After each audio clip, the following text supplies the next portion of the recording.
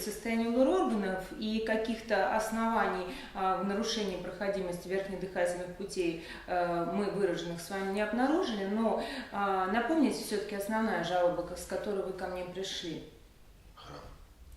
Храп беспокоит вас или ваших близких в большей степени? То есть вы от него не просыпаетесь? Нет. Дневной сонливости у вас нет? Курите ли вы? Да. Курите ли вы перед сном? Да. За сколько по времени до сна вы курите? Ну, за полчаса.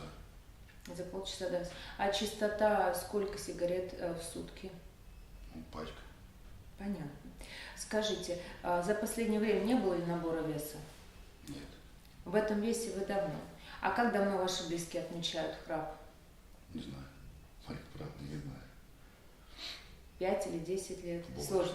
Больше, да? Смотрите, в связи с тем, что это все-таки ночные проблемы, имеет смысл в связи с важностью данной проблемы ее оценить объективно. Я помню, что у вас были эпизоды микрокровоизлияния в склеру глаза, да?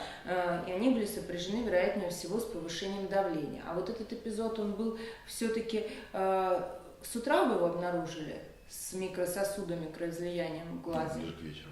Ближе к вечеру. Ну вот здесь важный момент, опять же, гипертонический криз, он может возникать, если там под маской храпа встречается синдром обструктивного апноэ сна, в данном случае мы должны проверить, что же с вами происходит во сне. И для этого мы имеем на сегодняшний день в нашем научно-исследовательском институте возможности портативного обследования пациентов, когда пациенту не надо госпитализироваться в стационар, поскольку в ряде случаев, когда мы госпитализируемся, эффект белого халата, согласно, срабатывает, да, и пациент иногда может не заснуть. А в этой связи у нас имеются портативные системы. Я думаю, что диагностика с помощью такой портативной системы WatchPad 300, вот она здесь проиллюстрирована, одна из таких новейших разработок наших коллег зарубежных, которая позволяет вам выдать прибор, с которым вы будете спать в своей квартире. При этом, как видите, количество датчиков очень маленькое. Вот можно по вот этому спящему мужчине понять, что у него только как в виде часов располагается прибор, датчик, который располагается на указательном пальчике, и еще скрыт от нашего обзора датчик, который располагается на груди. И недаром на нем изображена как электрокардиограмма, поскольку он смотрит и положение тела, а в целом прибор смотрит и частоту сердечных сокращений, как наше сердечко будет реагировать на те изменения, которые могут возникать во сне. И самым грозным изменением могут быть остановки дыхания во сне, которые могут иметь разную степень тяжести, от легкой до тяжелой, самой угрожающей в отношении риска внезапной смерти во сне. Как видите, это такая нанотехнология, которая по пульсовой волне, иллюстрируемую с указательного пальца, может нам дать полную информацию, что же происходит в организме. Вы готовы поспать с данным приборчиком?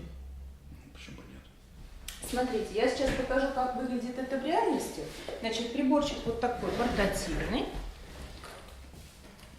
И мы с вами попробуем его разместить на руке, чтобы вы поняли, как это работает, и доставляет ли это выраженный дискомфорт или нет. Вы правша или левша? Правша. Тогда, пожалуйста, дайте мне свою левую ручку. Мы разместим приборчик у вас, как видите, синхронно, как часы практически. Размещаем. Сейчас мы пробно делаем тестовый, скажем так, контроль. Обратите внимание, вот это тот датчик, который будет располагаться на указательном пальчике. В данном случае у нас структура пациента нормальная абсолютно строение указательного пальчика, нет избыточной массы тела, либо очень худого пальца, поэтому мы по классике размещаем на указательном пальце.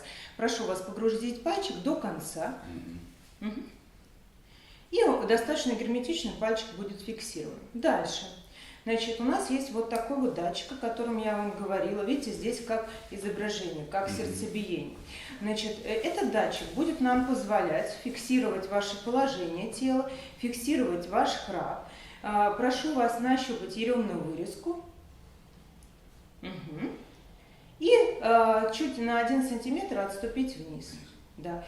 Значит, здесь будет, когда я буду выдавать вам прибор, здесь будет размещаться специальный скотч, с помощью которого вы разместите, как я уже сказала, на 1 сантиметр от еремной вырезки данное устройство. И лучше фиксировать провод обычным бактерицидным пластырем для того, чтобы не запутаться ночью, поскольку особенно пациенты с нарушениями дыхания во сне спят достаточно беспокойно. Как спите вы, мы узнаем только после ночной диагностики. Мы еще можем проанализировать структуру сна. То есть если у нас глубокий сон, если у нас сон сновидений, или у нас глубокий сон вообще отсутствует по причине остановок дыхания во сне. Поэтому будем знать обо всем. В том числе, если вы будете вставать среди ночи, то, соответственно, мы тоже узнаем обо всех ваших перемещениях, поскольку вот в этой системе, казалось бы, маленькая, но встроен еще и датчик движения. Поэтому это позволит нам дифференцировать, когда вы спали, когда вы не спали и в каком положении остановки дыхания во сне возникали. Размещение прибора только когда непосредственно вы идете ложиться спать.